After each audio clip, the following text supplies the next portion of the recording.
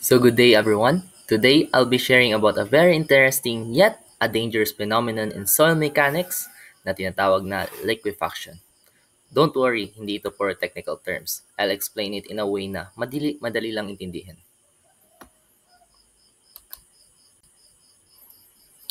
So, ano nga ba ang liquefaction? Imagine ninyo, biglang naging parang quicksand ng lupa na tinatapakan ninyo. Liquefaction happens kapag ang lupa, lalo na yung loose at saturated soil like sand or silt, ay nawawalan ng strength at bigla na lang siyang nagbe-behave na parang liquid. Usually, nangyayari ito kapag may malakas na lindol o matinding vibration. In short, lupa na dapat solid ay biglang nagli-liquefy. Next. Pero, paano ba siya nangyayari? Simple lang.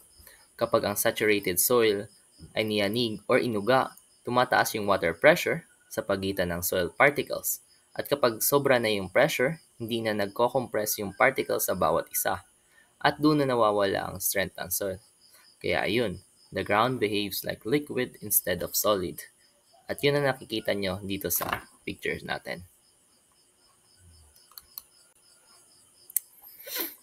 Hindi lang ito theory ha, nararanasan natin to dito sa Pilipinas. Noong December 2019, during the Davao del Sur earthquake, makikita natin ang epekto ng liquefaction sa picture. May mga lupa na nagka-crack, bumababa, at lumalabas ang tinatawag na sand boils. Kita talaga na delikado siya, lalo na sa mga lugar na laging tinatamaan ng lindol. So, anong klaseng lupa nga ba ang pinaka-vulnerable?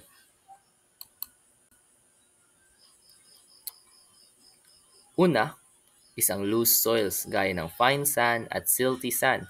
Pangalaw naman ay yung saturated with water. Usually malapit ito sa ilog, lawa, or coastal areas. Pangatlo is yung mga unconsolidated deposits. Ibig sabihin, mga lupa na hindi pa compacted. At lastly ay ang low plasticity silts under certain conditions. Sa mga ganitong klaseng lupa, ka nagpatayo ng building, mataas ang risk na magkaroon ng liquefactions. So, bakit nga ba siya delikado? Kasi yung lupa na pinagtatayuan ng mga bahay, buildings o kalsada ay bigla na lang nag-a-act as liquid. Ang resulta, lulubog o magtitilt ang structures. Ang mga signs nito ay ang ground settlement, pagtitilt ng mga buildings, at yung sand balls na parang maliliit na bulkan na gawa sa buhangin, at tubig sa lupa. Pero don't worry, may paraan naman para mabawasan ng risk, engineers. Engineers use different methods. Una is ang soil densification or ang mas kilala na tinatawag natin na compaction for short. Pinapadiin ang lupa through compaction or stone columns para mas lalong lumakas ang capacity nito. Pangalawa is ang drainage system para mabawasan ng water pressure.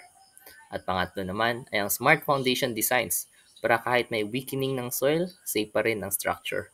For short, ang lesson dito ay kung may tamang engineering solutions, pwede nating iwasan ang malalang epekto ng liquefaction. Para i-summarize, liquefaction is when saturated or loose soil lose their strength at nagiging parang liquid sa tuwing may lindol. Pinaka-vulnerable ang sand, silts at mga lupa malapit sa tubig. Delikado siya kasi naapektuhan niya ang mga structures. Pero engineers can reduce this risk through soil treatment at smart designs. Kaya tandaan, hindi lang yung lindol mismo ang kalaban, kundi pati yung nangyayari sa ilalim ng lupa. That's all for my report. Thank you and I hope may natutunan kayo for today.